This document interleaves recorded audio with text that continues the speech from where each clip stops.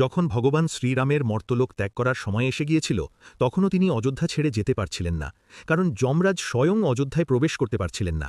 এর একটাই কারণ, মহাবীর হনুমান। যমরাজ হনুমানজিকে ভয় পেতেন, কারণ বহুবার যুদ্ধে হনুমানজি যমরাজকে পরাজিত করেছিলেন। তাই যতক্ষণ হনুমান অযোধ্যায় ছিলেন ততক্ষণ যমরাজ সেখানে প্রবেশের সাহস পাচ্ছিলেন না। তখন ভগবান শ্রীরাম ভাবলেন, মর্তলোক ত্যাগ করতে হলে যমরাজের তো আসতেই হবে। এরপর শ্রীরাম হনুমানজিকে ডেকে বললেন, হনুমান, আমার একটি আংটি রাজপ্রাসাদের মেঝের একটি ফাঁকে পড়ে গেছে, তুমি কি সেটি খুঁজে এনে দিতে পারবে?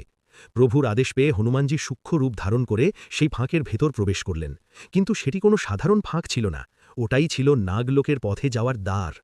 হনুমানজি যখন নাগলোকে পৌঁছলেন সেখানে তার সঙ্গে দেখা হল নাগরাজ বাসুকীর। হনুমানজি বাসুকীকে বললেন, প্রভু শ্রীরামের একটি আংটি এখানে পড়েছে, দয়া করে তা আমাকে দিন।